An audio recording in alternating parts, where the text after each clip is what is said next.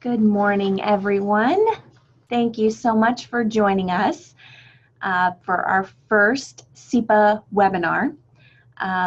This is the first time we are doing a webinar, and we're very excited that we had a good response and a lot of people signed up. So thank you for joining us. And we're going to go ahead and get started here.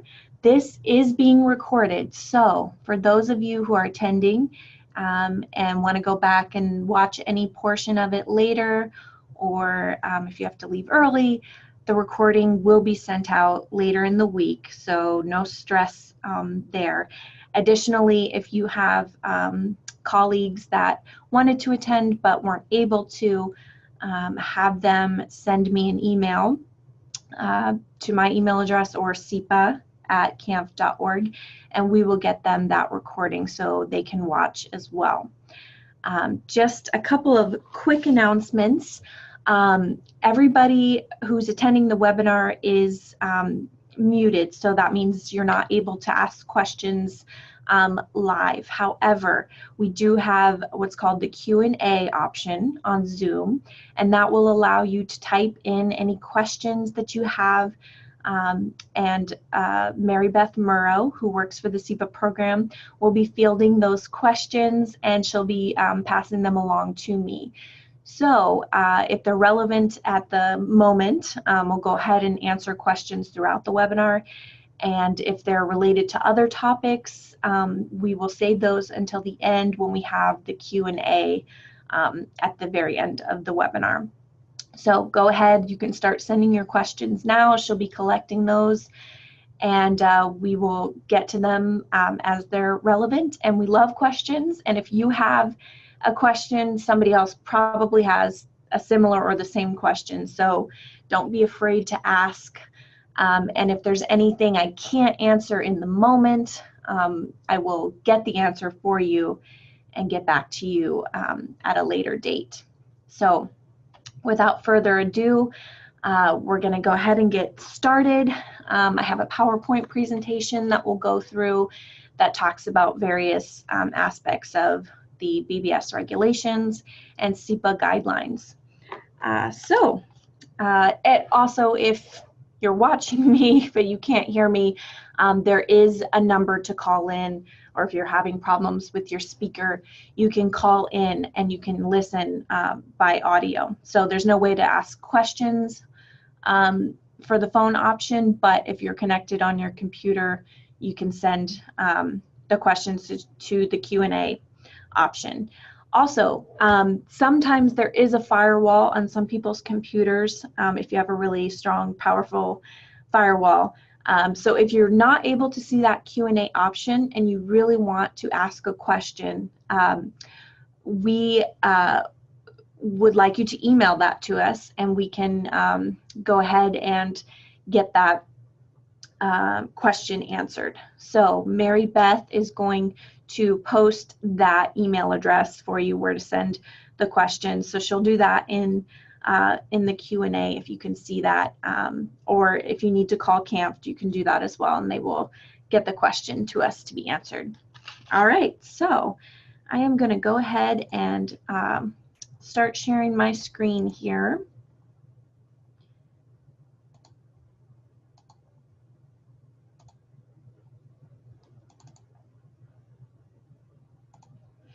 All right, so you should still be able to see me in a little box, but we will mostly be on the PowerPoint. And then I might also take you to the CEPA webpage so you can see where some of the things we're going to talk about are. All right, so here's a little overview about what we're going to discuss today. We're just going to do kind of a brief overview of the CEPA program. I know a lot of you are already approved CEPA providers, so welcome to all of you. And I know we have a few that are either just starting the process or thinking about starting the process, so welcome to everybody. Hopefully this content will be relevant to everybody on the spectrum here. I have some slides on the scope of practice. We're going to kind of slide through those a little bit, but I wanted them in the presentation so that you have access to those. because the scope of practice for the BBS licensees is very important to the content that you're offering, and you should be familiar with those. We're going to talk about continuing education regulations, BBS regulations for course content. We'll talk a little bit about the BBS, the purpose behind it, and the purpose behind continuing education units.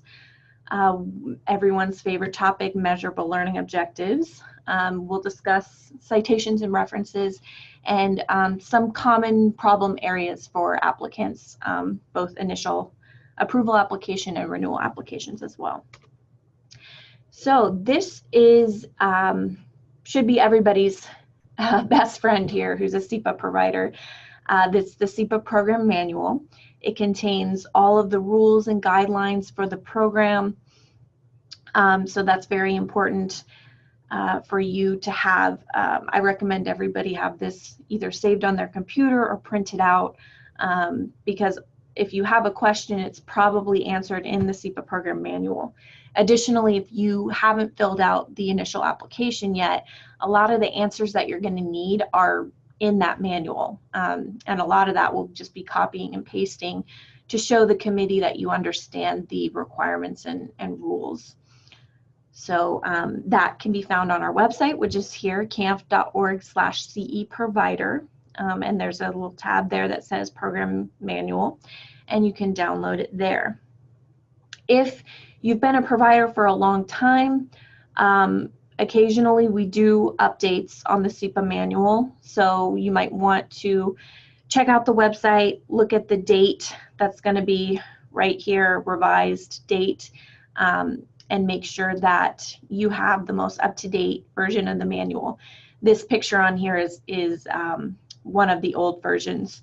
So it has been revised since February 22nd, 2016, but definitely check that and make sure. All right, so moving along here. Oops. All right, so the initial approval application, which probably all of you are either very familiar with or somewhat familiar with. This is what everybody has to fill out. Whether you were a BBS approved provider or a brand new CE provider, everybody has to start with the initial approval application. When the BBS decided to no longer approve CE providers, they did not give any of the 7 approval agencies any information on providers that they had. We really just had a list with your names on it. So that's why everybody has to start with the initial application, because we need all your information and we need to make sure you understand and are in compliance with the CEPA guidelines. So a little bit about the fee structure of the program. So there is an initial application fee. It's $300, or if you are a CAMF chapter or an individual provider, meaning that you're the only instructor. So if you work with another instructor, even if you're a CAMF member, you unfortunately don't qualify for the discount. So that's just somebody who is the only instructor and they're working on their own. Those folks get a discount, so it's either $300 or $200. And then once your application gets reviewed by the CEPA committee and it gets approved, then we'll send you an invoice for a one-time establishment fee. That's going to be $300 for all providers. Once that fee is paid, then you get your CE certificate and your CE provider number. You're not officially a CE provider until that fee has been paid and you've received your certificate. So even if you receive the approval letter from the committee, you still will need to pay that fee to get your provider number. So once that first initial approval is complete, you've finished your first year of providing CE, then there is an annual fee. So it's the annual fee that's due every year at the same date of your expiration. And we'll always send you notice 3 months in advance to try to give you plenty of notice for that. So whether you owe an application that year or not, it's just the flat annual fee no matter what. Okay, so here is a little screenshot of our first year renewal application. Some of you are also very familiar with this. And if you aren't, you will become familiar with it. It's similar to the initial application. It is shorter, which is good news, but you will choose a sample course that you offered in your first year, just as you did with your initial approval application, and you'll submit that as a sample for review.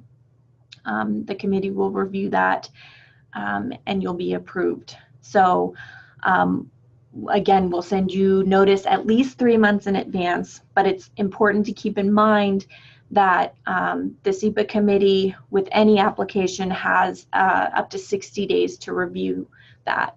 So even though we're giving you 3 months advance notice, you might think, oh, I have plenty of time. But if you owe an application, you want to get that in at least 60 days in advance. If you can get it in sooner the better. And then we'll get your approval processed, and then you won't have to worry about anything. One thing I will mention is that the annual fee is due at the time of submission. So if you're submitting your first year renewal application, you do need to submit the fee with it. And you can call with a credit card. We can take that over the phone. You can fax us the payment page of the application, and we'll process the payment there. I know that's difficult for some providers because they have a finance department that might be separate, but just try to coordinate that. If your finance department needs to call with the payment, we can take that as long as you are emailing the application that day, or it was sent in the mail. So just keep that in mind. So here's just some tips that we have for applications. As I mentioned earlier, the CEPA program manual is your best friend, your buddy. So have that with you so that you can properly answer all the questions. And make sure you answer all questions in their entirety. So some questions have multiple parts to them, and we often find that providers will just answer part of it, or not answer it fully. So it saves you time, it saves me time, it saves everybody time if you answer all parts of the question. So a good example is from the initial approval application. General program information, number 6 is asking about your process for a smooth and orderly transition in the event that your program administrator changes. So you'll really want to put your process out there and explain to us, if somebody new takes over, how is that person trained? How is the knowledge that the previous program administrator has going to transfer to that new person? This is really important because if you filled out the initial application, you know that there's a lot of information that you learned, and there's a lot of requirements, and a new person coming in is really going to need some training to really understand the requirements.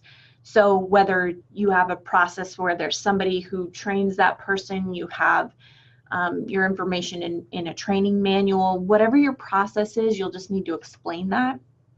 And then the most important part of that is notifying CAMT within 15 days of the change. So that's really important because that program administrator is our contact person, and everything's going to get sent to that person. So if somebody is a program administrator and they leave the company or the organization and we're not notified, we're trying to contact that person, and sometimes their email bounces back, but sometimes it doesn't, and it just goes to nowhere land. And then you aren't notified in a timely manner of things. So it's really important for you to let us know of a change to the program administrator, and you can do that in writing, and that can just be an email to us. That's totally fine. You can just say, the program administrator is changing from this person to this person, and send their contact information. So if the phone number is different, if the address is different, send that information, and of course their email address. So that is a piece of information that you'd want to put into the answer of number 6. So anytime in the application where it says note or tip, notify CAMPT within 15 days. That's something that you should repeat in your answer. So you'll give your process and you'll say, and we will notify CAMPT within 15 days of the change. So a little application tip for you there.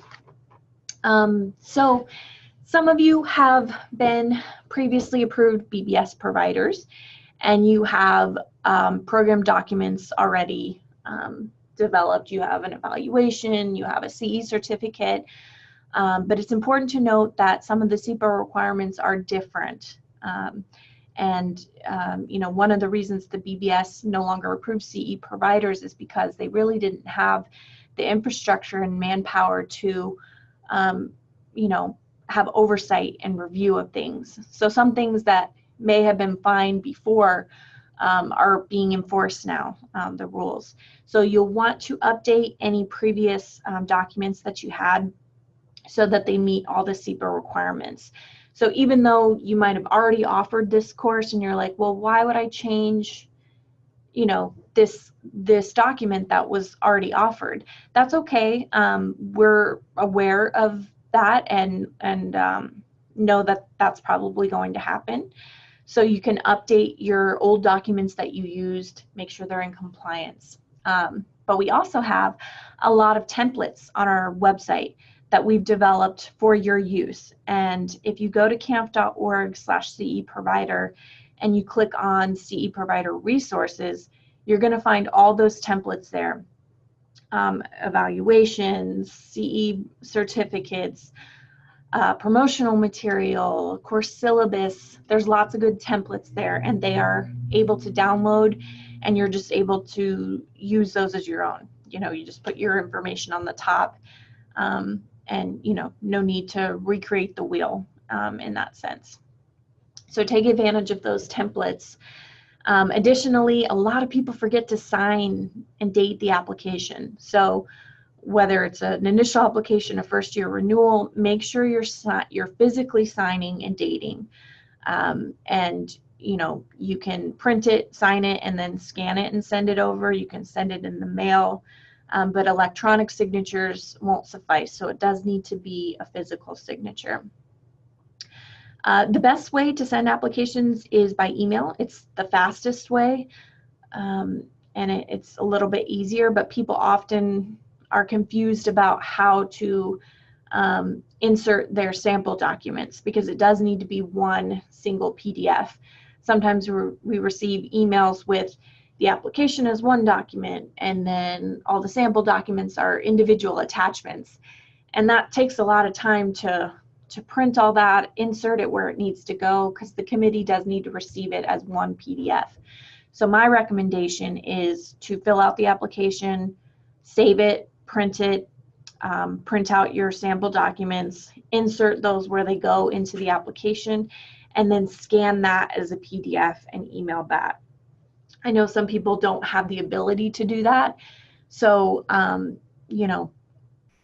we can work with you if you don't have that ability, but that is the easiest way, and that's what we would recommend. Okay, so this is the slides I was telling you about earlier, the scopes of practice. These are very important. I'm not going to read them out loud right now because there's quite a few of them, but everybody should be familiar with these, and making sure that all of the content that you're offering is relevant to the scopes of practice. And they do differ a little bit. So we have LMFTs, LCSWs, LPCCs, and LEPs. So you'll want to be familiar with anybody that you are offering CE to. So you can go back and view these later. We will also be sending this PowerPoint presentation out along with the recording. So you'll have access to it. You can save it and review that anytime you like. Okay, so now we're going to get into continuing education course content and what's required from the BBS. So this information here on these slides is taken straight from the regulations. So the BBS says that the content of the course shall be based upon methodological, theoretical, research, or practice knowledge base. And a lot of people are confused about those topics and don't really understand what those mean. Really what it means is methodological is anything based on a method. So if you're teaching course content that is based on someone's method, you would select that it's methodological. Theoretical would be a theory. Research is, of course, any research. And then practice knowledge is the instructor's actual practical experience in the course content. So your course can be based on all four of those, or it can be based on one or two. Generally, it needs to be based on more than practice knowledge base, because that's great, but it also has to have some scientific basis to back that up. So it has to be based on, at least one of the knowledge bases, and it also either needs to demonstrate credibility through the involvement of the broader mental health practices, or it needs to be related to legal and ethical or regulatory policies. So it's either one of those. So it's knowledge base and involvement in the broader mental health, or legal and ethical. So make sure that the course that you want to offer meets those requirements. Of course, most are probably going to be based on number one, the broader mental health, because that covers a lot of different topics and areas, and then legal and ethical, anything to do with law or regulations. So this is also taken from the BBS regulations. The BBS says that courses need to have educational goals and specific learning objectives that are measurable, and those serve as a basis for evaluation of the effectiveness of the course. And then an evaluation mechanism that allows participants to evaluate the CE course. So that's where your course evaluation comes in, and asking participants if the learning objectives were met, because that is your mechanism for evaluating the course, and that's very important information. So this is an area that I think a lot of providers struggle with, because it was never really enforced in the past, but it is in the regulations that courses must have a syllabus. And I had a lot of providers say, well, we've never used a syllabus, but it is a requirement. And the BBS states that at a minimum, it needs to have a general outline of the course with the main points for each topic, the educational goals, and the specific learning objectives.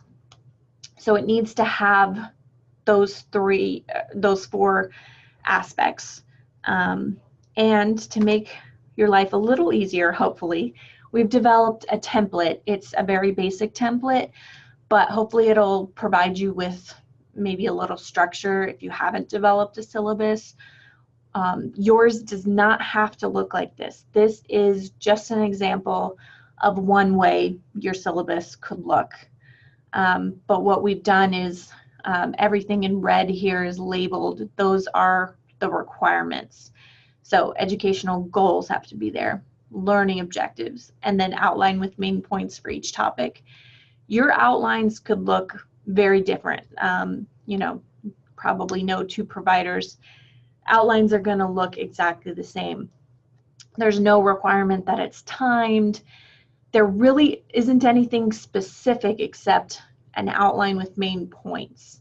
So this is the way we put it, main topic, and then underneath you put the main points. But yours could look different than this if needed. And then, we've added down here suggested readings. A lot of providers want to add additional content to their syllabus, and that's great. You can add whatever you want. As long as it meets the minimum requirements, you'll be good to go. And make sure to label everything on your syllabus. A lot of times, syllabus are submitted, and it's hard to tell, what the educational goals are supposed to be versus the learning objectives. So really label everything clearly to make it easy for not only the committee reviewing your content, but your attendees. And there is no requirement that you have to pass out a syllabus to your attendees, but you do have to have it on file because it's a BBS regulation. So, you know, you have to have this on file, but you don't have to give it out to your attendees unless they ask for it. But it's good information, and a lot of times it's a good way to kind of get everybody on the same page and really start your course off on the right foot. So that's available again on our website under CE Provider Resources. And then I just included this. This is an outline from one of our approved providers who gave me permission to share. And I just wanted to give you another example of what somebody else has done. So this person did a timed outline, which is not required, but you can do that. It kind of adds structure to your course. So again, that's just one option. So now I want to talk a little bit of, about the purpose of the BBS, because I think there's been a lot of confusion about really what the purpose of the BBS is. So it's a regulatory agency that's within the state's Department of Consumer Affairs. So they are charged with protecting and serving Californians by setting, communicating, and enforcing standards for safe and competent mental health practice. So I think this is something a lot of people miss, that the BBS is under consumer affairs. That's their scope right there, is the consumers. So as part of that mandate, the board develops statutes, regulations, including the continuing education regulations, and they're targeted at ensuring competency in the mental health profession, and it exists for the protection of consumers who seek psychotherapy services. So if you're looking at it from that viewpoint, you know, you'll understand a little bit better what kind of courses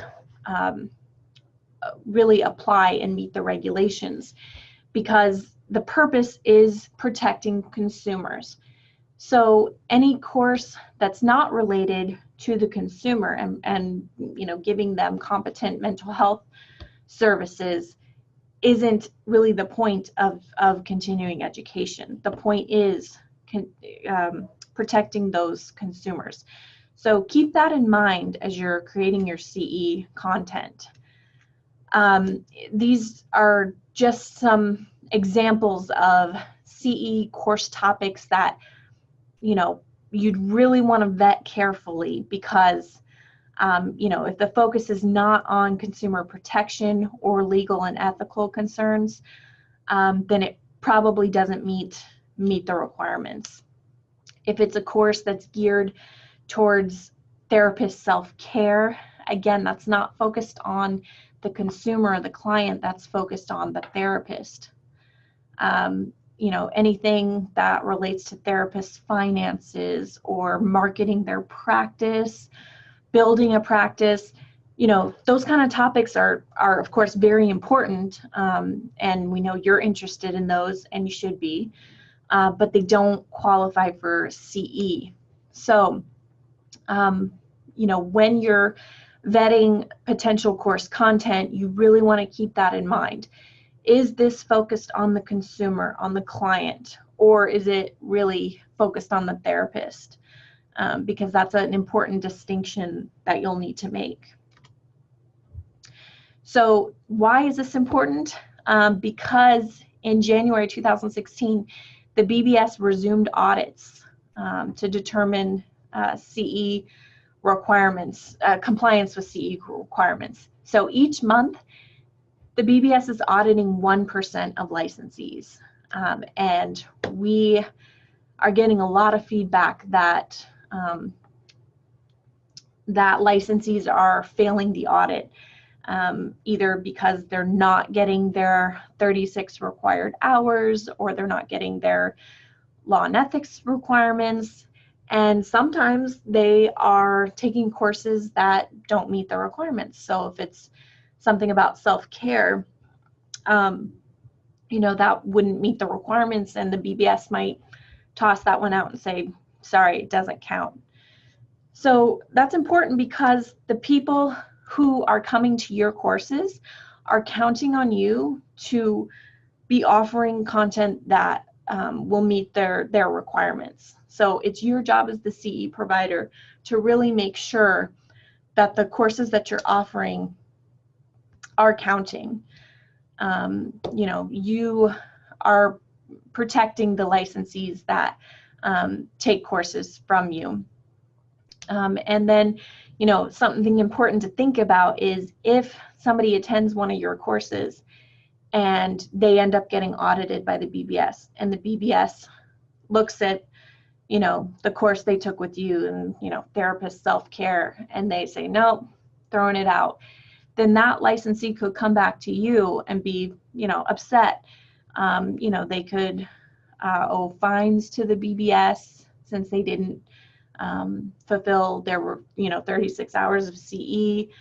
So, you know, we really want to protect you as CE providers because we don't want that to happen to you.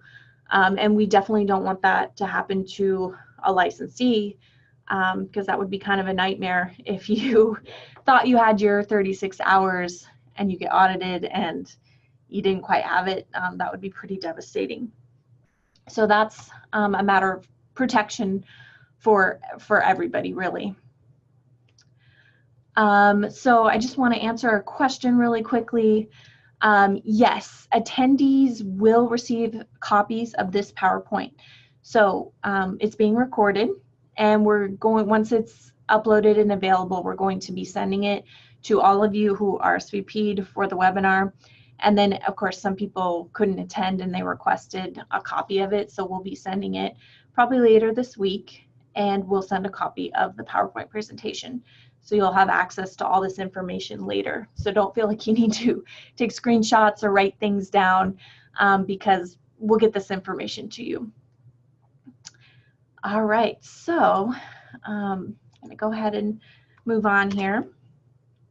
So I have a couple of true or false questions that I've added in here, and I know none of you can verbally respond here, but I thought it'd be fun to kind of ask you a question and see you know, if you can answer the question to yourself. So is this true or false? A course on social media and marketing for a clinical practice can be offered for CE credit. So what do you guys think? False. So according to the BBS, and they also put it in a newsletter in 2016, that personal improvement classes that are designed for the general public won't count for continuing education hours. And then, as we've discussed, content needs to be related to the consumer, to the client, or legal and ethical topics. And an important thing also is that your educational goals and your learning objectives really need to reflect that it's based upon, you know, the client and the patient. So when you're writing your educational goals and learning objectives, it's really important to tie all of that together and make it about that client-patient relationship or law and ethics that are considerations. So now I'm going to give an example of a course that actually was submitted by an applicant of ours, and it's actually a great course, but it doesn't actually count for CE credit. So it was titled Social Media Marketing for Your Practice, which again is super helpful. Social media is the way, you know, people are communicating now, so it's an important topic. These were the learning objectives that were created with it. So create an effective Facebook and YouTube marketing campaign to showcase your practice to gain clients, and then create traffic to your website with blogging, video blogging, and email marketing. Again, all important stuff, but doesn't qualify for CE credits. So this applicant actually reworked the content of the course so that it met the requirements. So here's the way it was revised. And the title's kind of long, but it really encompasses what the course is about. So practical ways to distribute mental health resources and information to your community and to diverse populations through video, social media, and other digital formats. And then here are two of the learning objectives from that course. So identify law and ethics relating to clinical use of digital materials and to online communication and therapeutic interaction with client populations. And then the other one's regarding legal and ethical guidelines. So, you know, sometimes courses can be revised so that they do meet the requirements, because this is really about law and ethics and using social media and what you're allowed to do, what you're not allowed to do, and using social media to distribute information to your clients. So that differs from using social media to advertise your practice and to get more clients. So that's a really important distinction. And this is just an example of, you know, if you have an instructor who brings a course to you, the kind of thought process that you should have with regards to, you know, is this about the therapist and their practice, or is it about the consumer? And then the law and ethics that are considerations in running a practice. So that's an example. What we are working on is a letter that's going to be sent out to all of our CE providers. It's going to talk about this last few slides, the purpose of the BBS, you know, the CE provider regulations, and then we're going to also, along with that letter, give some more examples of some courses that definitely wouldn't count, that you would want to avoid, and then a couple of examples like this one where originally it didn't really work, but you know, if the content could be revised in such a way that it does meet the requirements, you know, as you can see, these learning objectives are, you know, directly related to law and ethics. And so those learning objectives, again, prove that the content of the course meets the requirements. So learning objectives are really important in a variety of ways. Okay, so just really quickly here. So somebody asked a question wondering why CAMPT requirements exceed what's listed in the regulation regarding course advertisements. So to answer that question, you know, when we developed the CEPA guidelines, when we were applying with the BBS to be an approval agency, you know, we of course wanted to meet the regulations that the BBS set forth, which have, you know, been revised a little bit, but what we also wanted to protect, you know, the licensees that are attending your courses. So we do have a lot of requirements for promotional materials, but really the purpose of that is so that you've covered all your bases. So any you know, legal issues like, you know, we want you to post and, you know, grievance policy or how to report grievances, your ADA policy, those kind of things are, you know, not only to protect the attendee, but to protect you as well. And then, you know, especially since things have changed and the BBS doesn't approve CE providers anymore, there's been so much confusion. You know, we at CAMPT, we get calls all the time from licensees that are wondering, does this course count? You know, can I take this? Like, it's a very confusing topic for everyone. So if you're including all of the requirements for CEPA in your promotional materials, you're being really clear and upfront with all your attendees so that they should have no question that you are approved by CAMPT. CAMPT is a BBS approval agency, and you've really covered all your bases. You're giving them your provider number, you know, that you were approved by CAMPT, who, you know, is an approval agency. So really, those requirements are to protect you and to protect the licensees. All right, so we're going to go on to just added a little humor here. Drum roll, everyone's favorite topic, and I bet you can guess what this is sarcastically.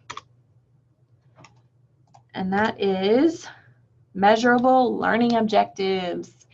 So those of you who are providers and have applied, you probably have had some frustration with learning objectives and making them measurable. I would say the majority of people who apply need to revise their learning objectives so that they're measurable. And that's, something kind of everybody shares, kind of a love-hate relationship with learning objectives. So normally I have one of the CEPA committee members making presentations with me, and they generally cover this topic, the measurable learning objectives. But today I'm on my own, so I'm going to be giving some slides that weren't created by me, but they were created by a CEPA committee member who's very passionate about explaining measurable learning objectives to providers and making sure that they understand how to either write measurable learning objectives, or in a lot of cases, your instructor has already written them and you as the CE provider are just reviewing those. So how to determine if somebody's learning objectives are measurable. So just really quickly, I want to go to another question that came in.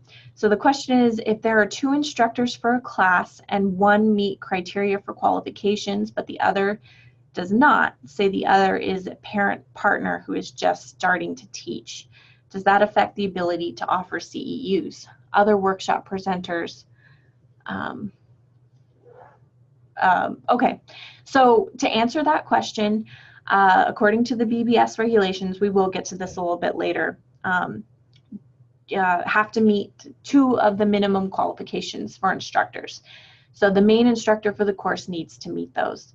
Now sometimes an instructor might have a panel of people who are experts on something, or can offer some insight, and that's okay. Those panelists don't have to meet the instructor qualifications, but it's a fine line that you want to be careful of, because the instructor really needs to be running the course. So you can have panelists, but that instructor really needs to tie in what the panelist is saying into their content of the course.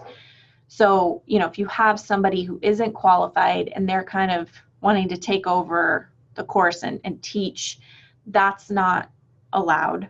That person would need to meet 2 of the minimum qualifications. However, they can be there to assist the instructor who is qualified and participate, but you really want that main instructor to be guiding everything and kind of pulling in what panelists or other folks are saying back into, okay, here's the meat of the content here. Okay, so we're gonna continue on with learning objectives.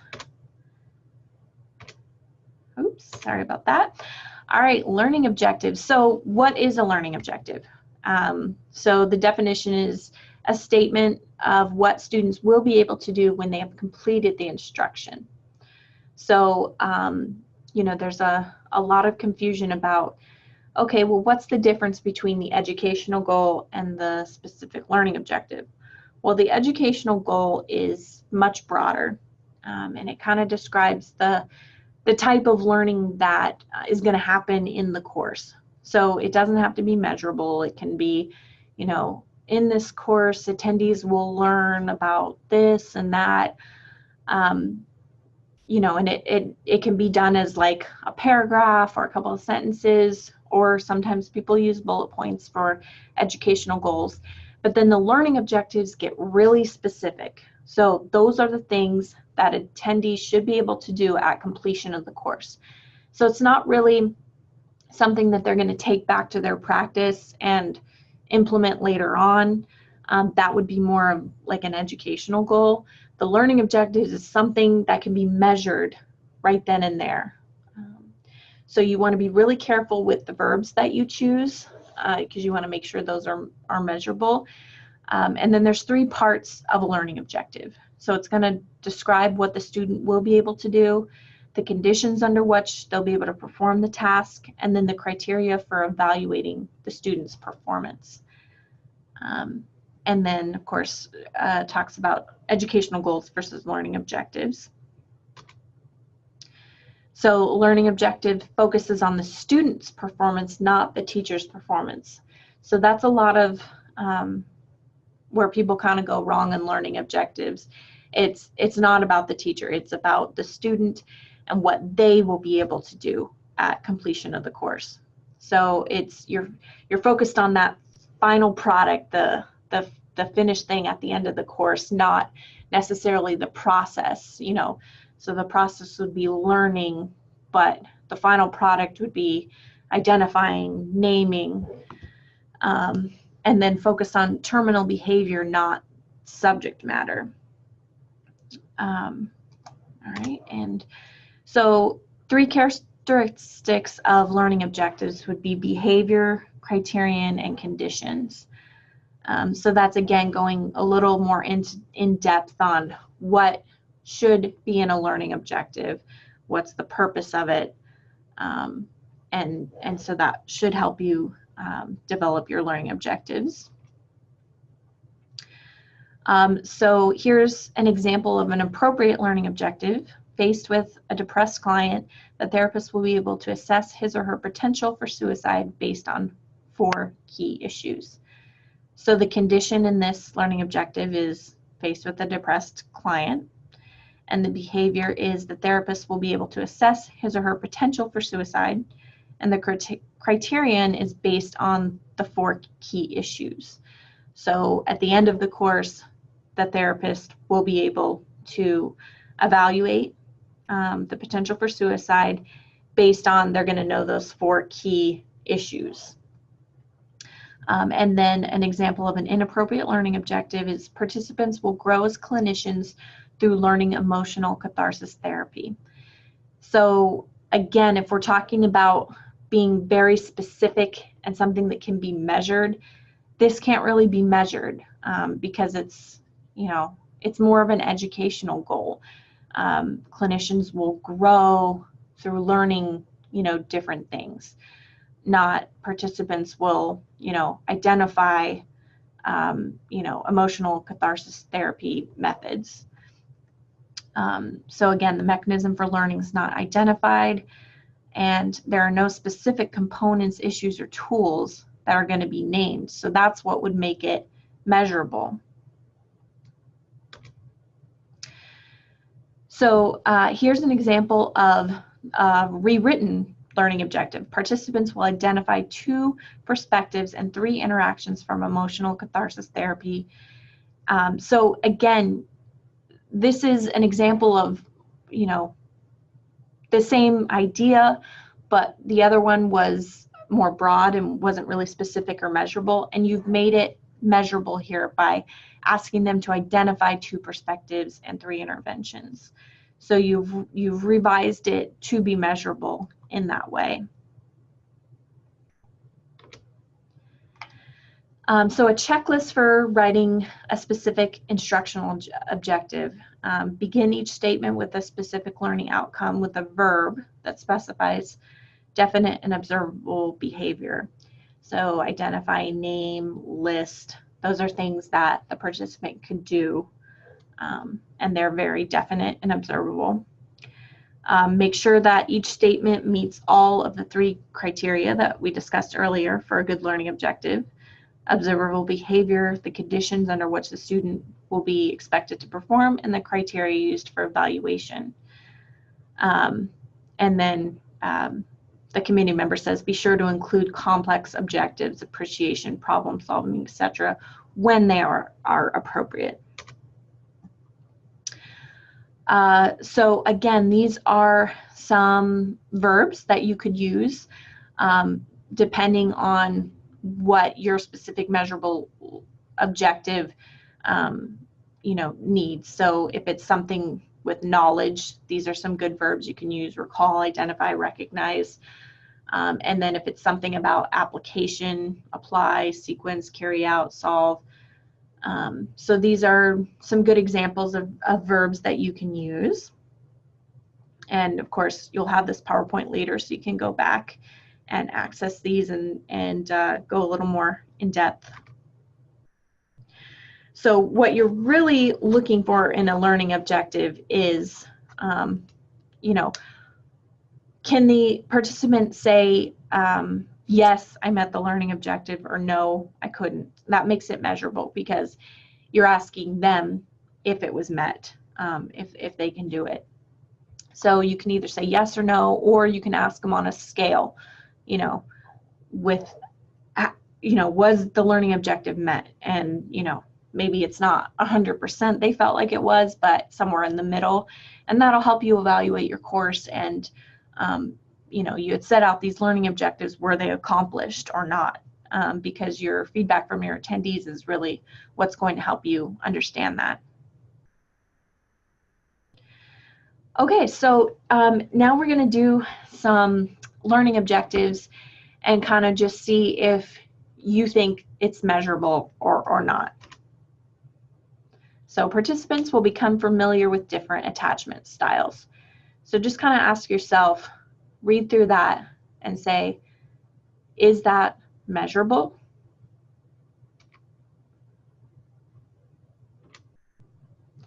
So no, not really.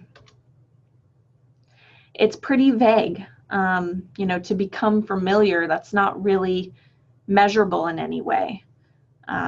So how could we revise this objective to make it measurable? Participants will be able to identify 4 attachment styles in infants and children. So again, we've gone from being very vague to being really specific, asking them to identify 4 attachment styles. So that's a good example right there. How about this one? Participants will show how to use attachment theory with clients. Do you think that's measurable? Participants will show how to use attachment theory. No. So showing how is a demonstration that the trainer observes rather than the participant has learned something. So it's really, that's more about the trainer's assessment of the participant rather than the participant's assessment of the training and what they learned. So here's a way to revise that objective to make it measurable. Participants will be able to name 4 ways attachment theory can be used for assessment and treatment. And that's not to say that, demonstrating how to use attachment therapy with clients is not something to do in the course, because that can be really, really helpful. But again, that's more for the trainer to see how the participant is doing. And this revised objective is more about the participant and the actual knowledge that they gained and measuring that in some way.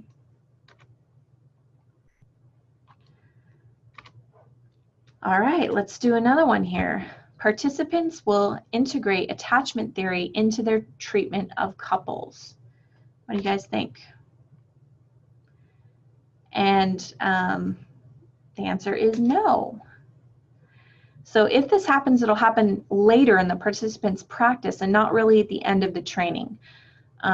So this isn't measurable because this is something that they can learn in the course, but then they're going to have to take it back to the practice to really implement it. So again, this wouldn't be a good measurable learning objective. It would be more of an educational goal because it's, something that they're going to be learning in the course. So how could we revise this objective to make it measurable? Participants will learn and name 3 ways insecure attachment styles show up in couples relationships. So, you might have started noticing at this point that these revised learning objectives generally have a number to them. So identify 3, name 3, list 3. That number kind of forces the learning objective to be measurable. It's a good trick to use to kind of help you really say, okay, well, I'm asking them to perform this act, so name 3. That's forcing it to be measurable. All right, so I just want to go really quickly because I think we have some questions here.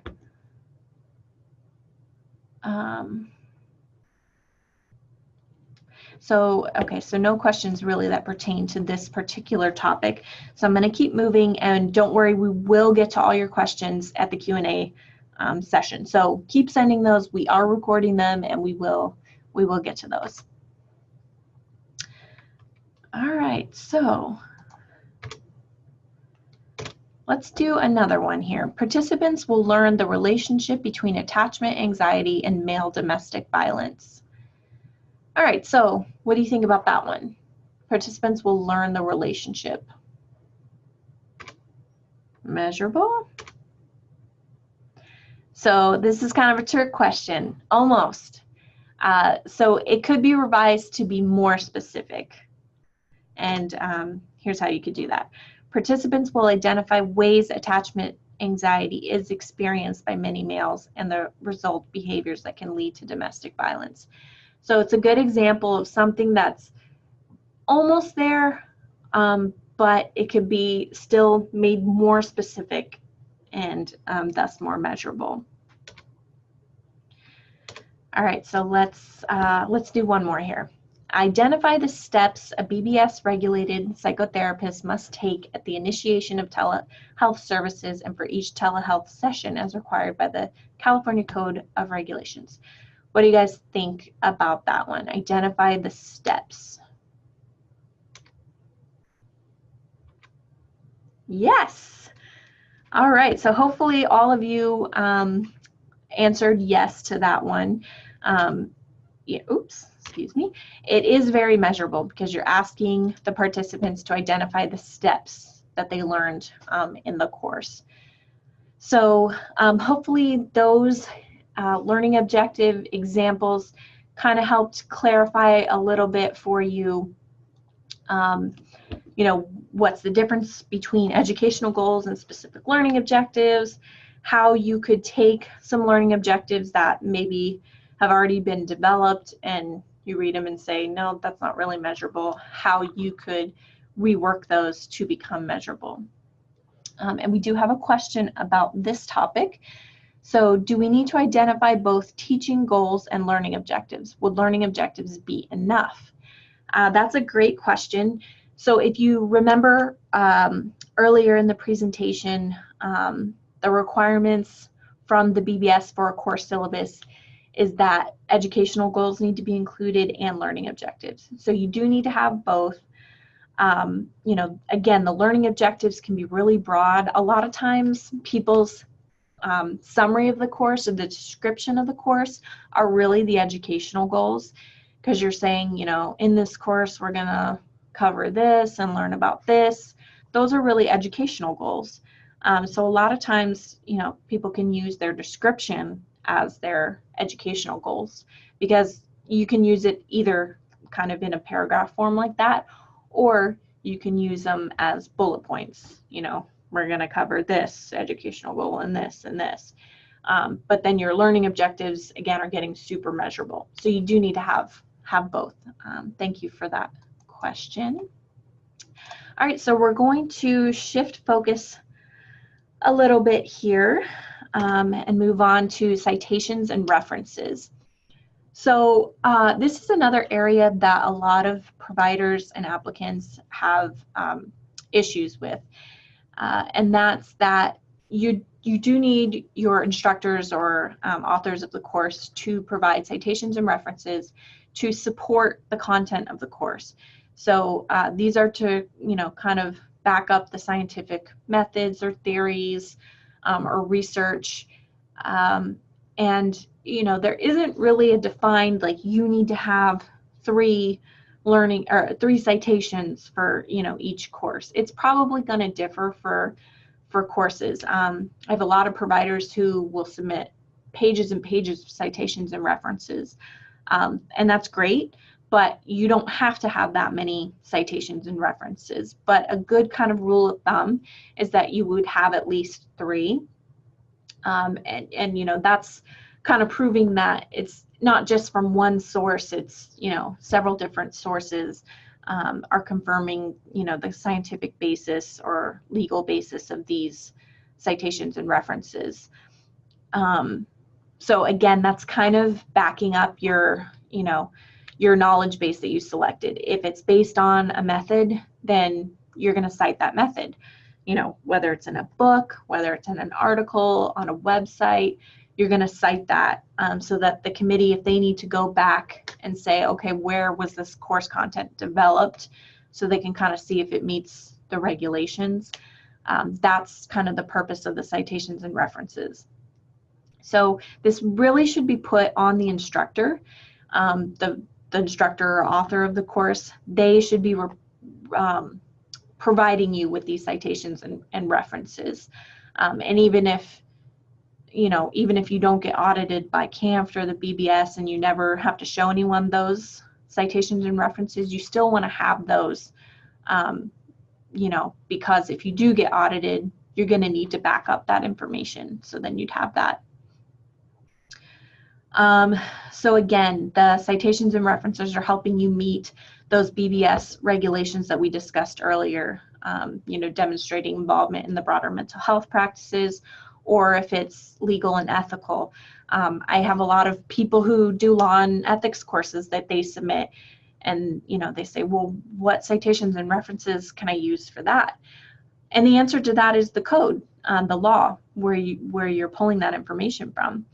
Those would be your citations and references. So you would want to include those. And it's kind of just proving that the content has been peer reviewed, published, it's supported, you know, in the scientific community. Let's see. Okay, so we kind of pretty much covered that part. And then people ask all the time how they cite, you know, their references. And generally, kind of the most accepted style is the APA style references. This is usually used for sciences.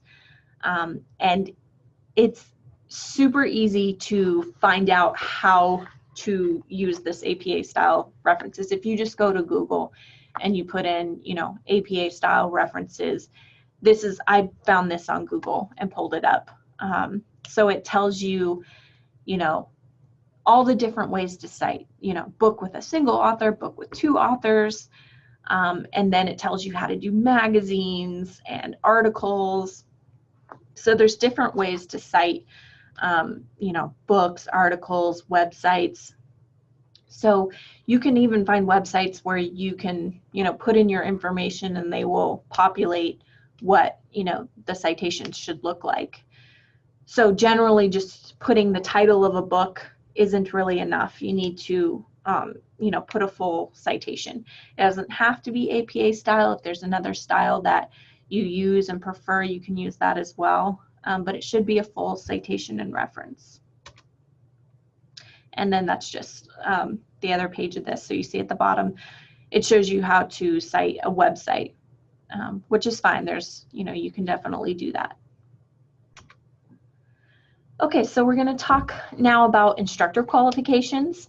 A continuing education course instructor must meet at least 2 of these qualifications. So again, this is from the BBS regulations. They list 4 qualifications. An instructor just needs to meet 2 of them. Sometimes instructors meet all 4, and that's great, but as long as they meet 2 of these, they qualify.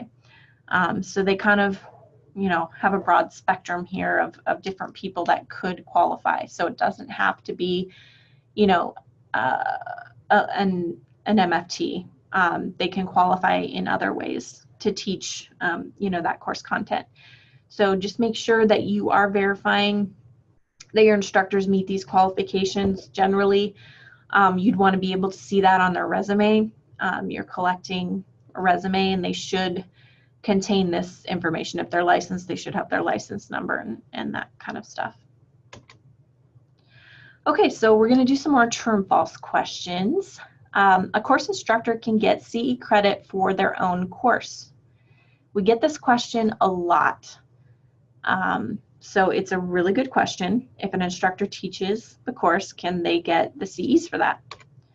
And the answer is yes. So according to the BBS, a licensee who teaches a course can get credit for that. They can only claim that particular course and the credit once in their renewal period. So of course it's every 2 years. If they teach, you know, Law and Ethics 101 or whatever the course title is, they can claim the CEs for that once in their renewal cycle. Then in their next renewal cycle, if they happen to teach the same course, you know, whether it's been updated, they can claim it again, but they can only claim it once in the renewal cycle. If they teach multiple different courses like Law and Ethics and then, you know, EMDR, then they can claim credit for each separate course that they teach. And you would want them to follow kind of all the same guidelines that your regular attendees are following. You know, you'll give them a CE certificate, they'll sign in, sign out, that kind of stuff. All right, so moving on here. This is a tool that we recently developed because you know, attendee or providers were really struggling with what kind of information to gather from an instructor that they hire to, you know, to make sure they've covered all their bases, so that if they were audited by CAMT or the BBS, or you know, they were filling out an application and using that as a sample course, then, you know, what type of information would CAMT be looking for, or the BBS be looking for? So we developed this. This is just a screenshot, of course, of the beginning. It's a couple pages, but you know, it can be used for a provider if you're, you know, having an instructor come in, have them fill this form out. It gives you all the information that you would need to verify that the course content meets the regulations, that they're giving you citations and references, that they meet the minimum qualifications for instructors. So again, this is not something you have to use. It's just a tool that we developed that you might find useful and that you could use. So you can download this template and more at CAMT's website. Again, I've listed the website there, and it can be found under CE Provider Resources. So check that out, and the other templates as well. You are free to download and use all of those. They are there for your use. All right, another true or false question. All courses must be a minimum of 30 minutes in length. So what do we think? Is that true or false? It's false. So as most of you probably already know, a continuing education hour is defined as a 60-minute hour, and you have to give a minimum of 1 CE. So it would have to be at least an hour of instruction. And then it's important to remember that lunch breaks, you know, 10-minute breaks, those kind of things don't count for CE credit. So let's say you are giving an hour of CE from 9 a.m. to 10 a.m. and you give your attendees a 10-minute break in there, you know, at 9:30 you gave them a 10-minute break. You have to add an additional 10 minutes onto that hour in order to still give them an hour of CE. So that break time can't be counted.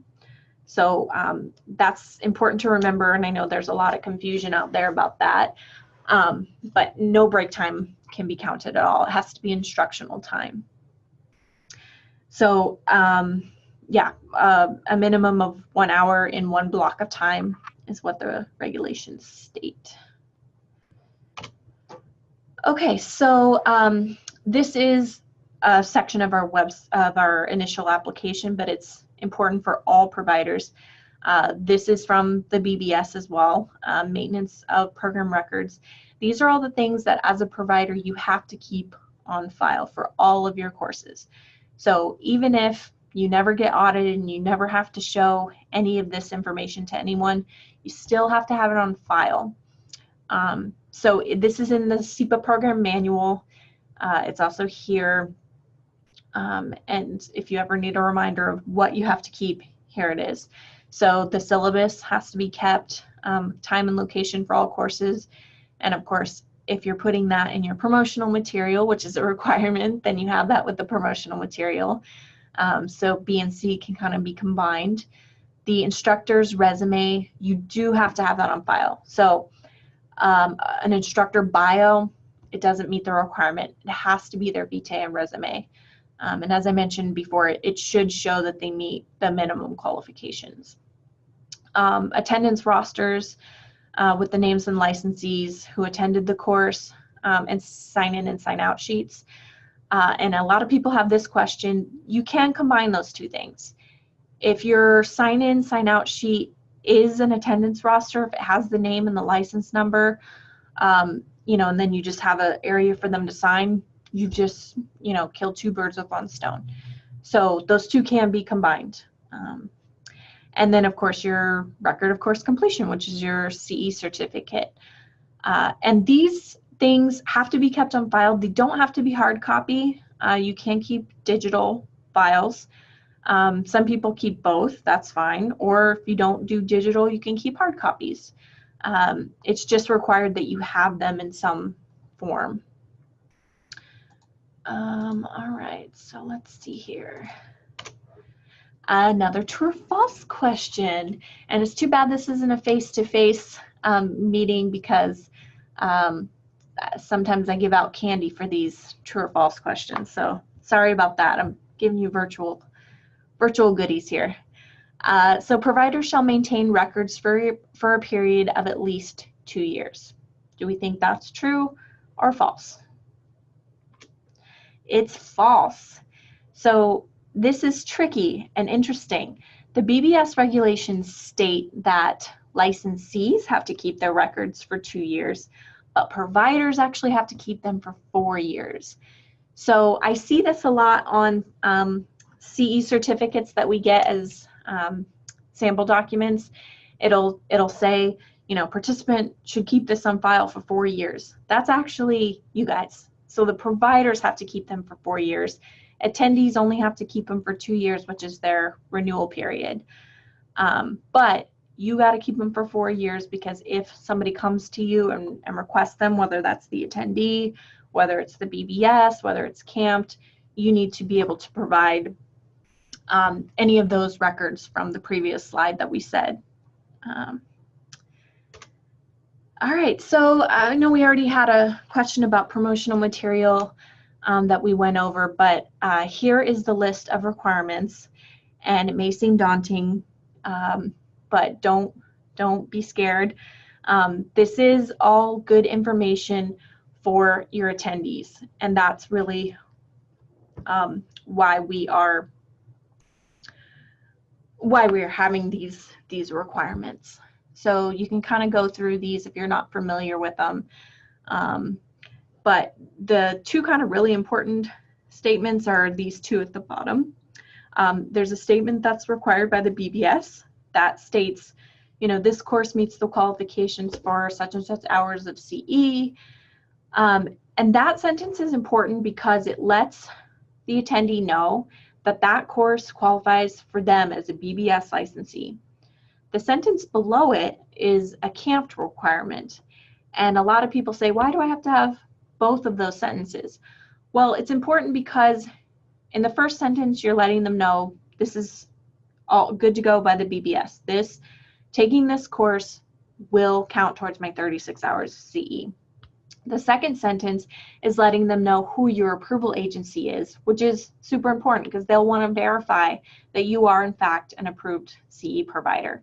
So you're letting them know it's camped, but you're also stating that you are responsible for the program and the content. So it's been developed by you, you are approved by camped, but you're the responsible party for that content. So you do need to have both of them, and they do need to be quoted exactly. You know, you can combine these two as long as you have all the words in there. That's okay. but it can't be just one or the other. It does need to be both of them.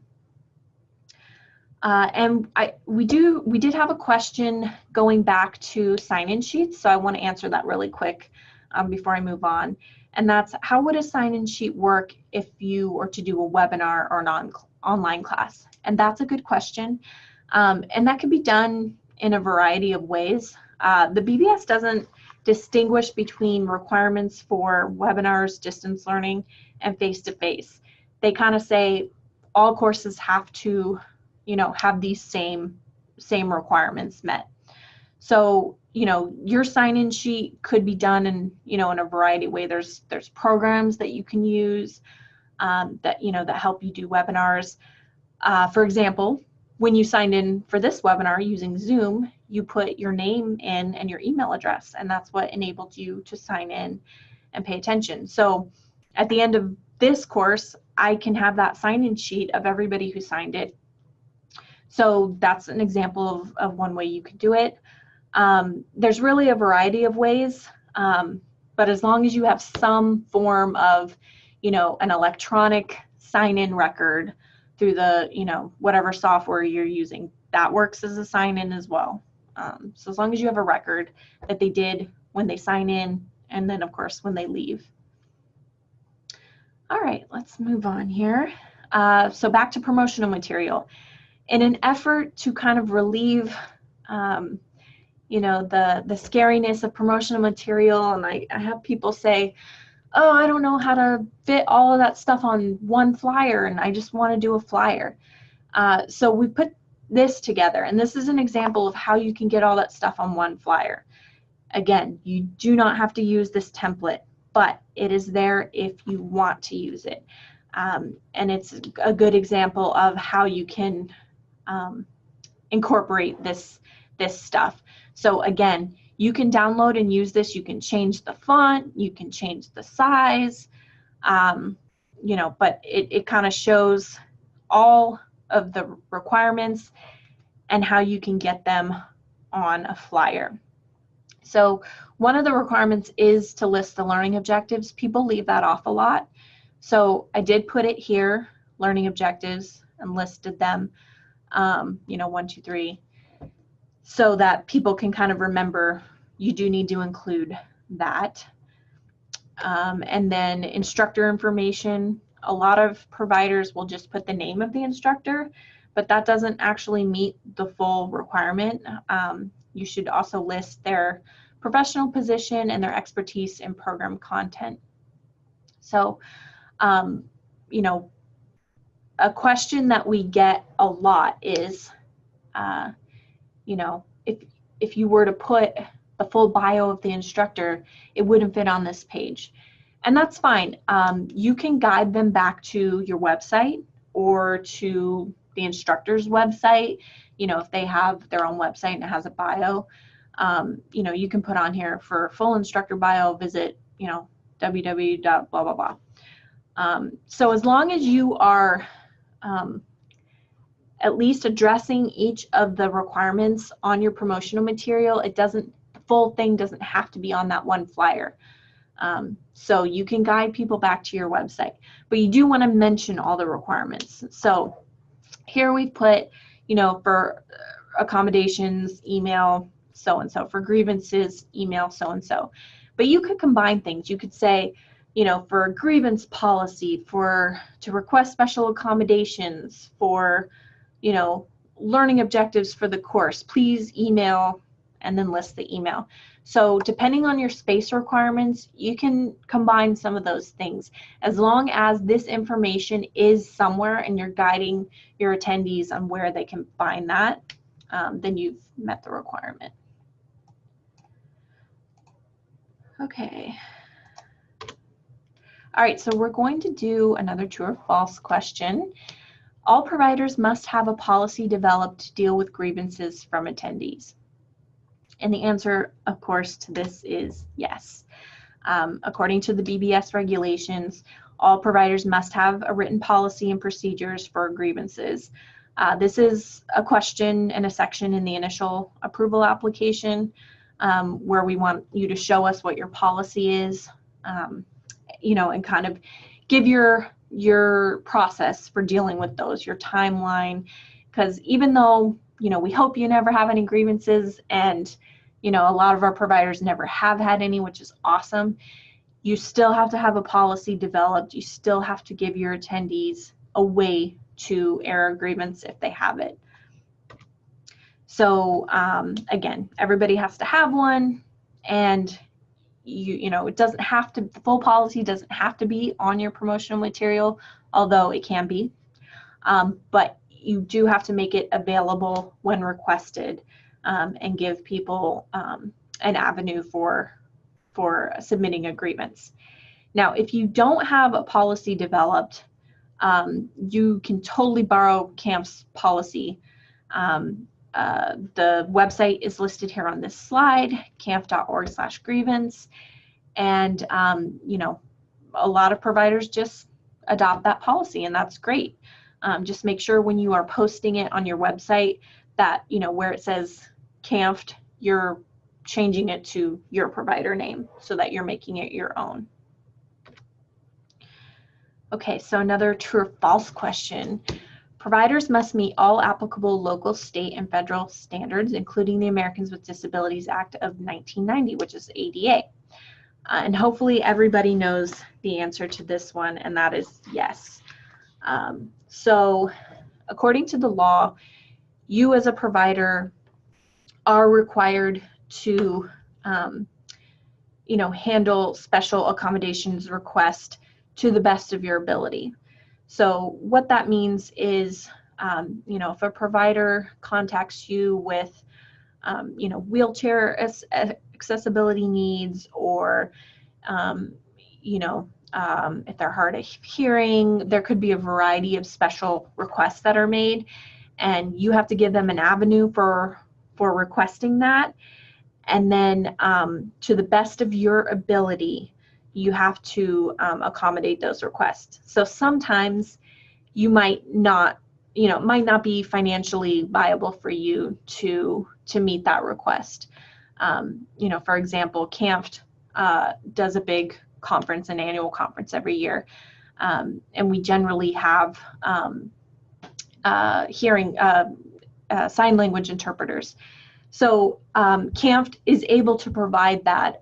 We have the financial ability to be able to provide attendees that need that. But if you're an individual provider and it's just you, it's might not be viable for you to pay for a sign language for an interpreter. So as long as you've made a reasonable degree to meet any of those requests, and you've given your attendees an avenue to do that, then you've met the requirement. So ethics. This is actually the last section of the initial application. So I put this in here. Ethics question is number 17, which is the last question on the initial application. So if you've gotten that far, congratulations. And the question is, how will you ensure continuing education courses train licensees to treat clients in an ethically and clinically sound manner based upon current and accepted standards of practice? So I wanted to talk about this because a lot of providers struggle with how to answer this and what this even means. So we do have a section in the CEPA program manual, the ethics section, and it's on page 6 of the manual, section F. And it, really talks about, let me see if I have so I've copy and pasted that section here on this slide from the CEPA program manual. But it basically talks about, not discriminating, not, requiring attendees to, adhere to religion or, all of those kind of good things. This is good information for you to include in that response. This is all good information that you should, as a provider, you should be considering when you, develop your ethical considerations. And then of course following ADA and the law. So those are good things to include in that response. But additionally, the question is asking how you ensure that courses are training licensees to treat clients in these manners. So you also need to describe to the committee how you're making that happen. So if you're having instructors come in, what's your process for ensuring that that content they're delivering, meets that requirement? It could be that you're reviewing their content ahead of time. It could be that, you give them a code of ethics. You could borrow CAMP's code of ethics, or, there's tons of agencies that have ethics, and you're having them read that or just sign an agreement, saying, I'm going to, teach the licensees to treat clients in these manners. As long as you are making an effort to ensure that the content is being delivered in this way, then that's really what the committee is wanting you to explain there. I kind of put this at the end here, but simply saying we do a good job at this, that really doesn't suffice. And actually a lot of people respond with that. So we need a little bit more. We need you to describe your process for ensuring that this happens in that way. So again, you can copy and use that information from page 6 in the CEPA program manual, but then add your process to that response. Okay, so we've officially reached the end of the PowerPoint presentation, and we will open the floor to questions and give you some answers. And for those of you who are wondering who this adorable little puppy is, if you happen to see the video invitation for this webinar that we posted on CAMP's Facebook page, that is my dog Waffles, and she's 10 years old, but this was her when she was a puppy, and she's a cute little fluff ball, so I thought I'd just throw that in there for you. We celebrate Waffles Wednesdays at the CAMP office every week, and she brings a lot of joy to us here. So having said that, here's my contact information. Email me any questions. I really try to do a good job of getting back to people quickly on email. And then, of course, you can always call with any questions, and I'll get those answers to you as soon as possible.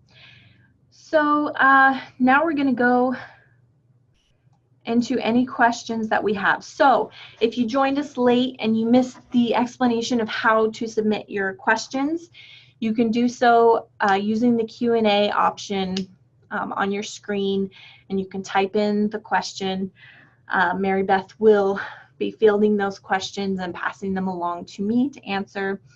Anything I can't answer now, I will do my best to get an answer for you and get back to you as soon as possible.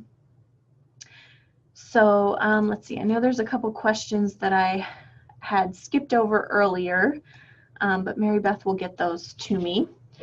All right, here we go. In the manual, it notes that it is the instructor's responsibility to alert the CE provider if there's a problem with their license.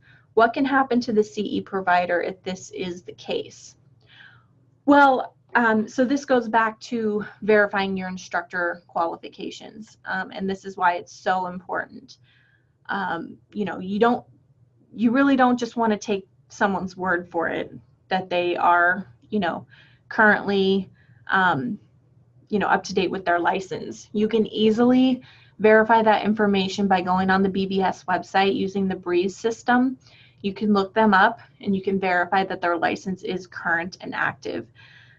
So I highly recommend doing that. Again, you are protecting yourself, you're protecting your licensees. So before you have an instructor, teach a CE class, it's your responsibility as the provider to make sure that that instructor is up to date and able to meet those minimum requirements. And again, they don't have to be a licensed therapist or social worker, but if that's one of the qualifications that they had, one of the two, then they would need to be up to date on that. Let's see.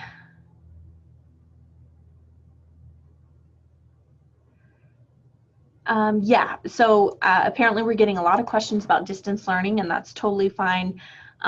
We have a lot of providers who offer distance learning, and so I'm happy to answer any of those questions. So this question is, what is the best way to do online video offerings? I've videotaped a couple of my workshops and want to put them on my website for people to be able to watch and get CEU. Then fill out a test to show that they watched the video and learned from it. So I really think that that's probably the easiest way to do a distance learning course. As I mentioned earlier, the BBS doesn't really distinguish in the regulations a difference between distance learning and face-to-face. So you're going to have to comply with all the same guidelines and regulations. But you also have to keep in mind when you're calculating, you know, the CE hours to award. So if you're doing a taped you know, presentation of yourself, that's super easy to calculate because it's the amount of time that your presentation was. So you don't have to do a lot of extra work for that. There are other types of distance learning that can be offered that you would need to do a little calculation on. Let's say your distance learning course involved readings. Because everybody kind of reads at a different pace, you would need to have a way of you know, using an average time to calculate the CEUs that you're awarding. So, for example, you know, you could do a word count. You could also do like a pilot test. You could have some licensees take your course, see how much time it took them to read the material, you know, to take a test, and then kind of use an average time, and that's the amount of CE you offer for that. It can't just be how long it takes each individual person because, you know, people could take advantage of that. So you would want to set the amount of CEs prior to the distance learning course. And again, I think posting, you know, a videotaped workshop is a great way to do that. Just keep in mind that you do need to follow all the same guidelines and, you know, and regulations for that as you would for a face-to-face course. And another question I get very often about distance learning is, do you require like a post-test or, you know, a test afterwards to make sure that, you know, the person was paying attention? That is not a camped requirement. However, we do highly recommend that you do that. It is a good way to kind of keep people honest, make sure that they really were paying attention. There's so many different ways to do distance learning. You know, it could be a webinar where, you know, a little different from this one, but everybody would kind of have a little box, you know, with their picture in it. And, you know, obviously you're watching people, so you know they're there and they're participating. But let's say it's something like this, and I can't see the attendees. I don't know if you're paying attention. Post-test is a good way to, you know, keep them honest and say, okay, were you paying attention? Did you learn this stuff? And then, you know, you could do participants need to passing score is 70%, or, you know, whatever your process would be to verify that would be great. But again, there's no like specific requirement. You have to have a post-test. It's just recommended. Okay, let's see. So another question is, for webinars where a course needs to be, so the question is, can exams or post-tests count towards the length of the course? Again, it's hard to say because, you know, could take somebody a lot longer to do the post-test than another person. I think if you build in some time, like you give people 5 minutes to fill out the post-test, or, you know, I think you can include that in your time, but I wouldn't give them too much time as part of that. And, you know, I think it's not too much to ask for somebody to take a quick post-test afterwards. That would just take them a couple minutes to get their CE certificate. Okay, let's see here.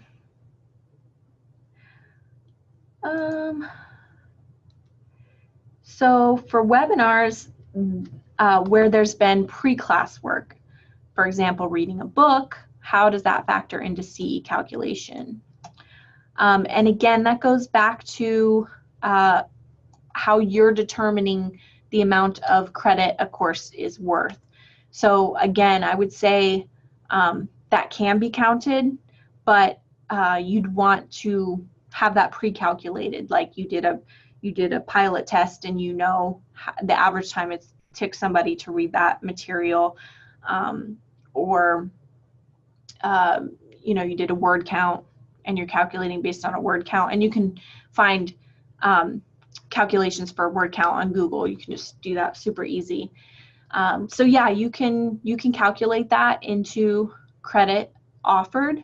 But again, I would highly recommend doing a post-test or something to help verify that people did in fact complete that portion of your course. All right, let's see here.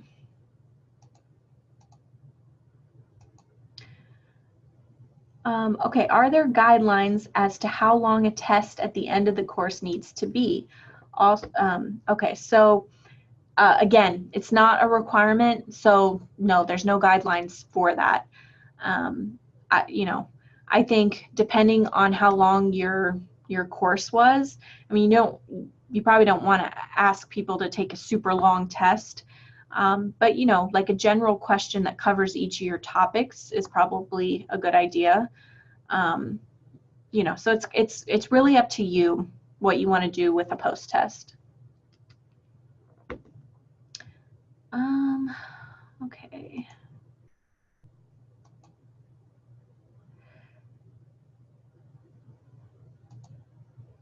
Okay, so for correspondence type courses, what is a reasonable or standard way to calculate how CE credit should be awarded?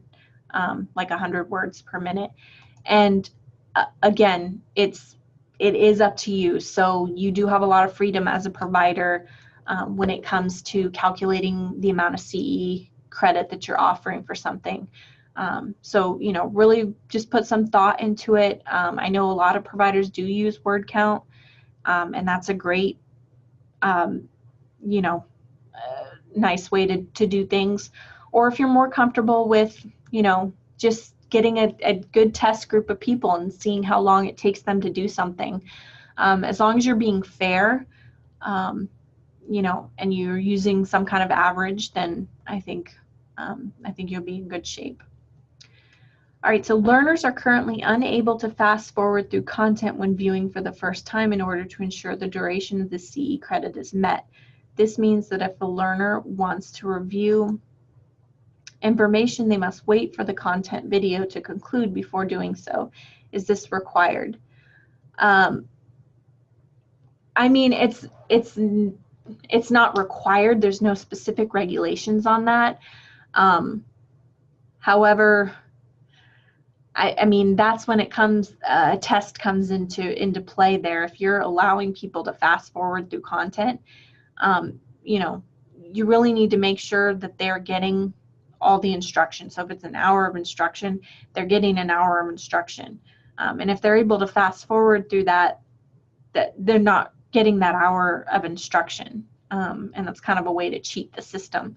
So, you know, I can see how that would be valuable, allowing them to, you know, rewind and go back.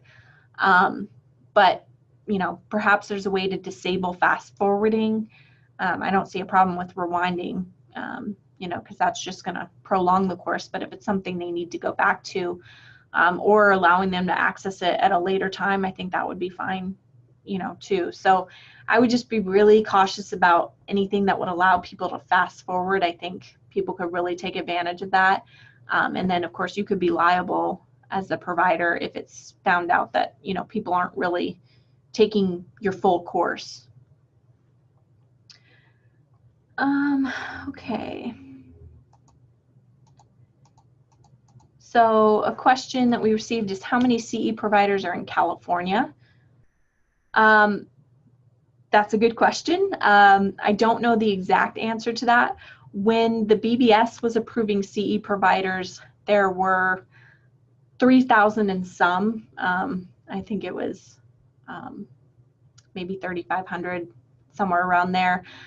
When the BBS decided to no longer approve CE providers, I think that number did dwindle, because the BBS was, not charging a lot of money because they didn't really have, an oversight or anything like that. So in order to actually provide the oversight that the BBS now requires, approval agencies do have to charge fees to, cover their costs.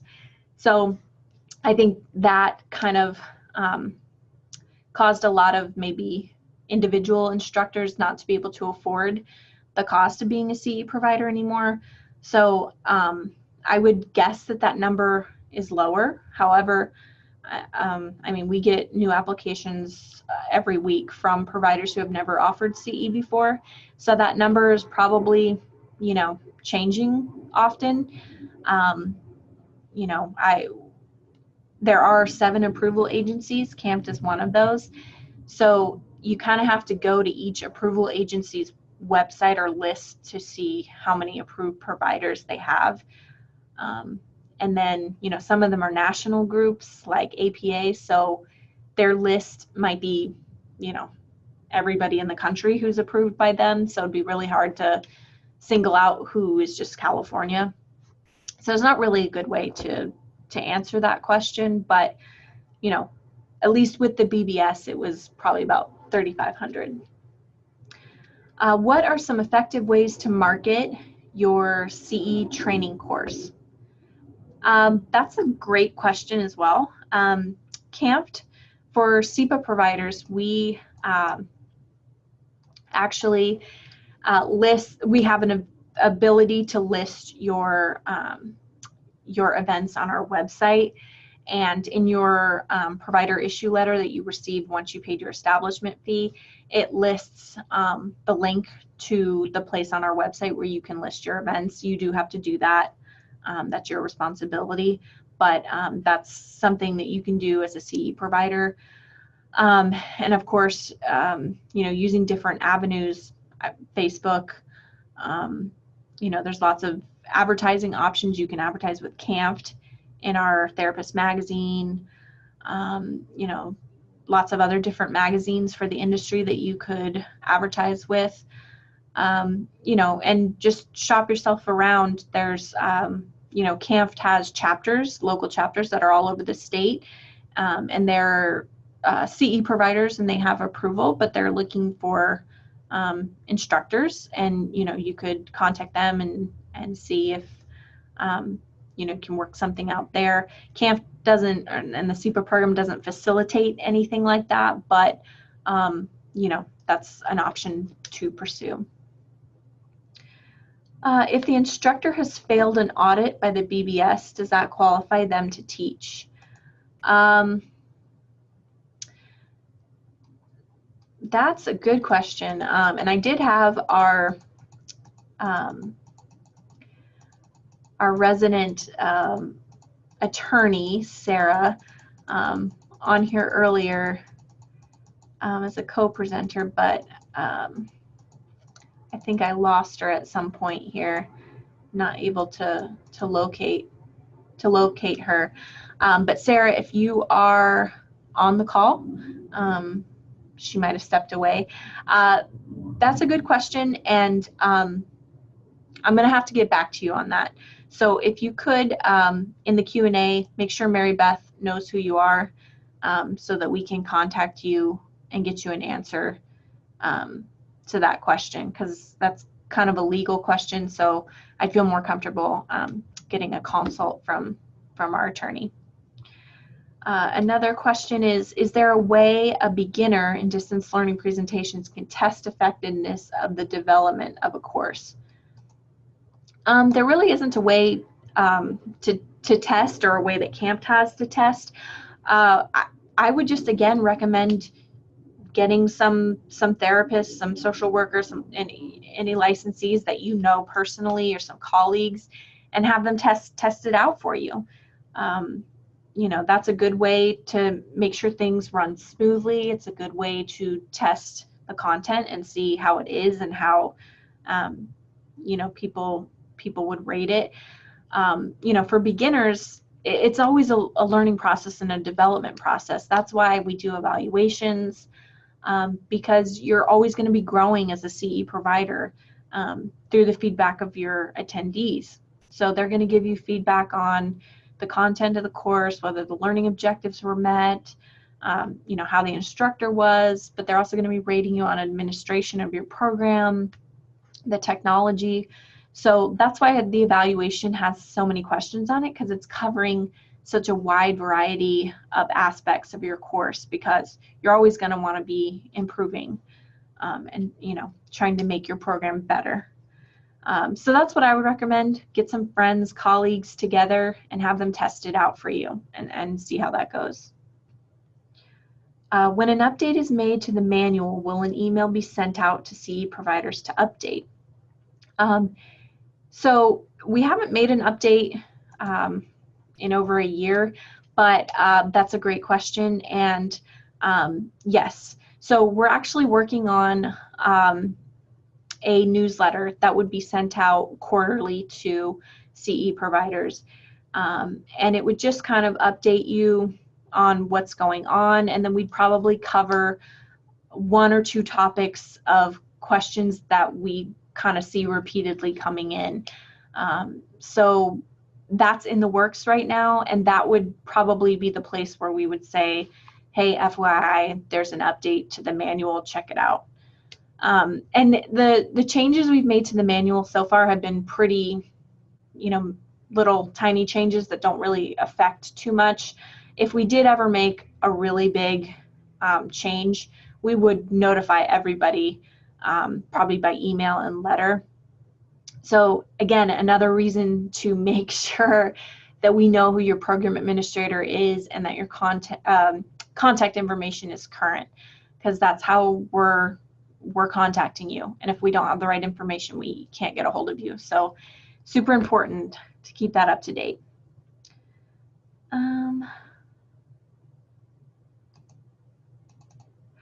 Okay, so I'm not seeing any more questions. Mary Beth, if there were some questions that I didn't get to that you want to send, please do that.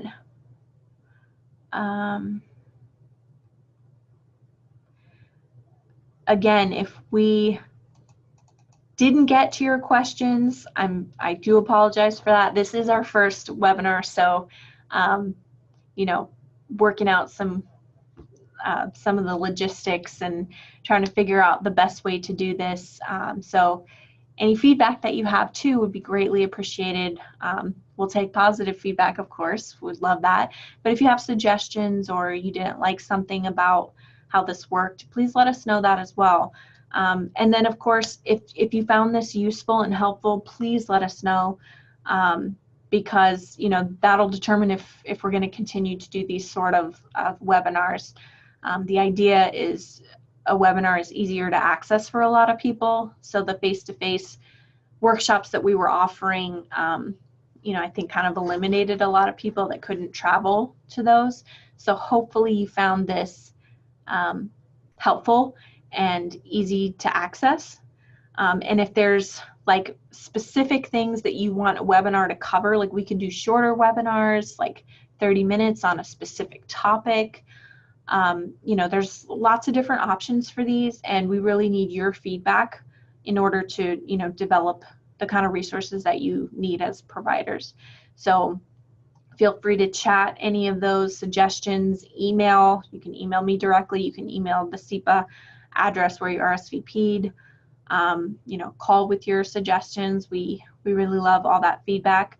It is our goal to get everybody approved through this process and, make sure you're in compliance, because, we're really trying to protect you as the providers. You are our providers, and we, want you to be in compliance. We don't want any issues to come up and affect you.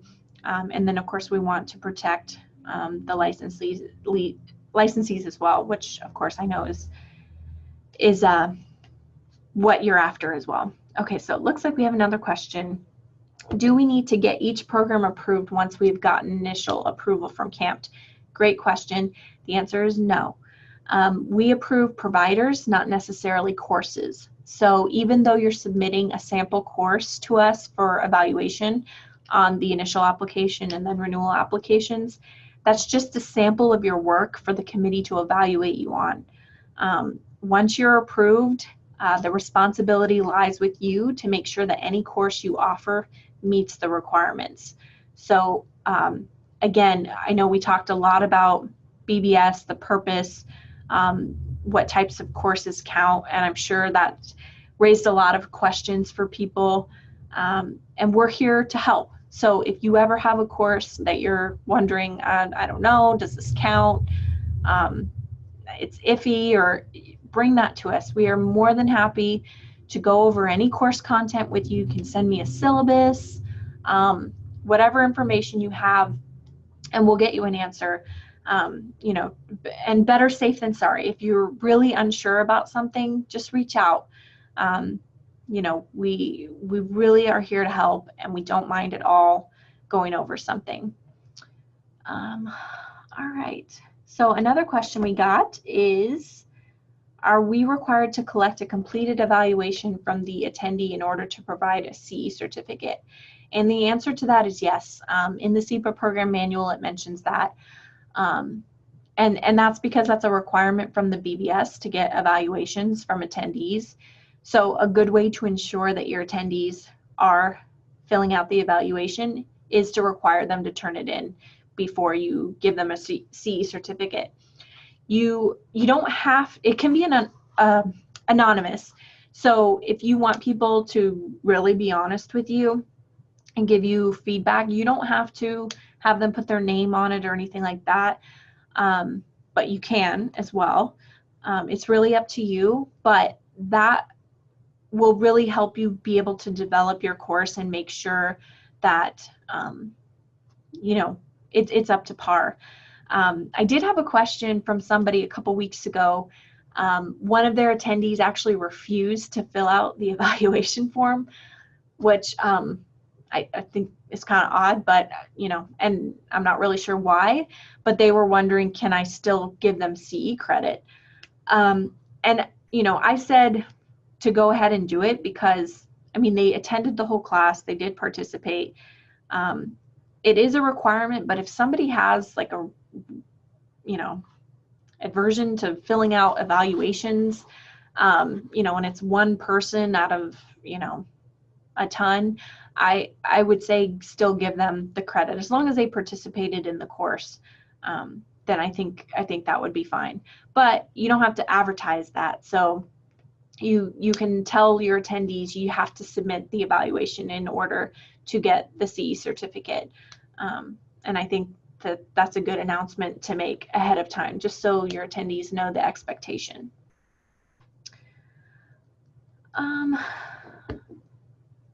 What happened for those who have failed audits? Are there ways to repair any gaps to maintain accreditation? So basically, when CAMPT or the CEPA program audits a provider, you know, really we're auditing a course, you know, to make sure that it meets the regulations. Generally, you aren't stripped of your approval. You know, if the CEPA committee found that a certain course didn't meet the requirements, they would, they would let you know as a provider that didn't meet the requirements, you can't offer that course going forward. You know, and then if you had already offered it, you would need to probably let your attendees know, so they could take another CE course to make sure that they were covered for their 36 hours. How you handle that is totally up to you. We don't regulate that, but you could offer them another CE course, you know, a free CE course to take to make up for that. So there's a variety of ways that you could handle that. And then, so we've never actually stripped a provider of their approval status based on an audit. You know, we don't want to do that. That's definitely not anything we'd ever want to do. So it's never come up before.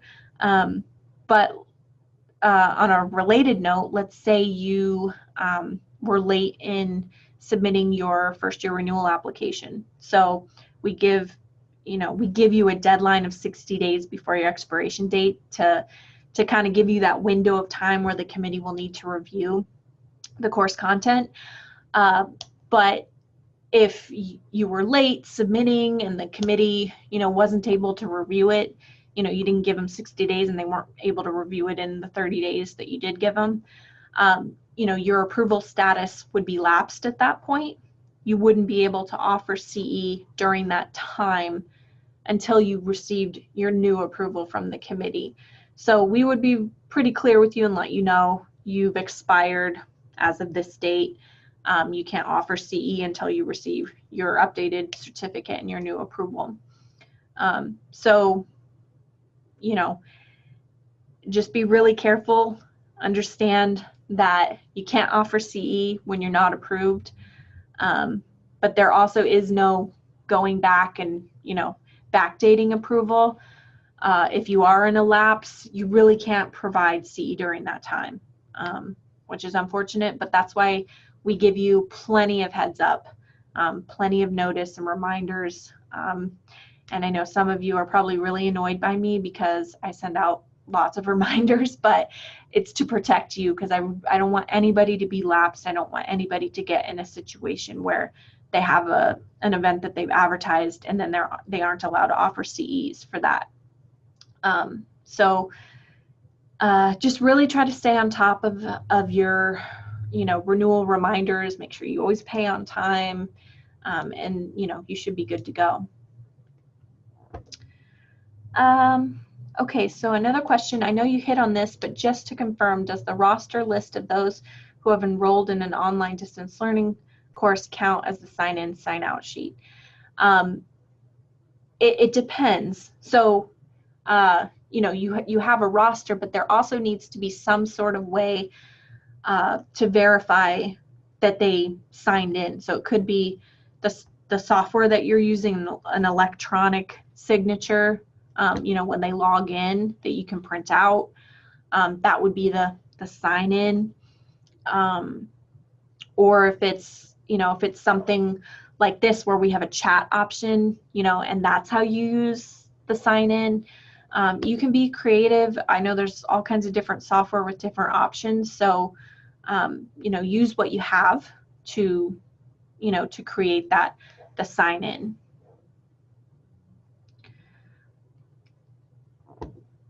Okay, so I see another question. When our organization submitted for initial approval, we applied for approval of face-to-face courses. Is there an application process or procedure to add distance learning courses to our offerings? Excellent question. And the answer is you don't have to separately apply for approval. So as I've mentioned several times throughout this webinar, the BBS regulations do not differentiate between face-to-face offerings and distance learning. So technically, all of the same requirements apply for both. Once you're an approved provider with us, whether you selected face-to-face on your application or distance learning or both, you are able to add additional offerings, whatever format they're in. So my recommendation would be on your next renewal application, whether it's the first year renewal or the 3-year renewal, there's always going to be a place to update us on any administrative changes or changes to your program. I would just add it at that point. We added distance learning courses, and we have a sound way to determine CE hours offered, and whatever you want to include. But there isn't like a formal we're adding distance learning now. You as the provider are responsible for making sure you're in compliance, and you're, again, approved as the provider, not necessarily for a specific course or a specific method of delivery. Let's see here. Okay, so if an instructor received CE credit for the course, are they required to complete an evaluation as well? Since this is a BBS regulation, that evaluations be kept, I would say yes. It might be kind of weird for them to answer questions regarding themselves about the instructor. They could skip those parts, but it would help you to know from their perspective how the administration of the program was, or that kind of stuff. So in order to cover your basis, I would say just have them do it. And again, if they give you problems or issues, just say, okay, no problem, but at least you've done all you could to follow the requirements. All right, sorry if I'm trying to go through questions here, and again, if we missed your question, I'm so sorry. Again, we're trying to figure out this whole webinar thing and how the best way to go about this is. So if we didn't get to your question, we're going to print all of this out later, go over it, and make sure we did get back to everybody. Another question was, does CAMP offer a workshop on distance learning productions and presentations? We don't. I would just kind of look into maybe different software. There's lots of options out there, things like Zoom, what we're using today, but there's so many options, and I would just, they have little demos that they do. Just test things out, see what software offers what you're looking for, and kind of go from that. So unfortunately, we don't have a workshop on how to offer distance learning courses.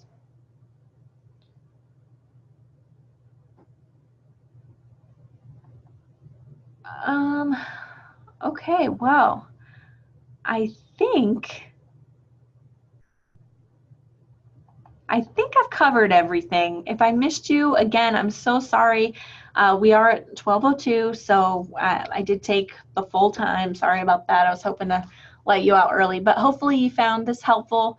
And again, we need your feedback. Let us know the good, the bad, the ugly. We want to hear it all. So thank you so much.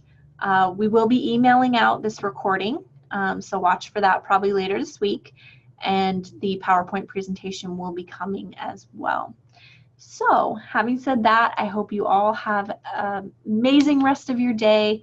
Thank you so much for your time and attending, and for being awesome CE providers and wanting to follow the regulations and rules. We so much appreciate it. So thank you, everybody. Bye.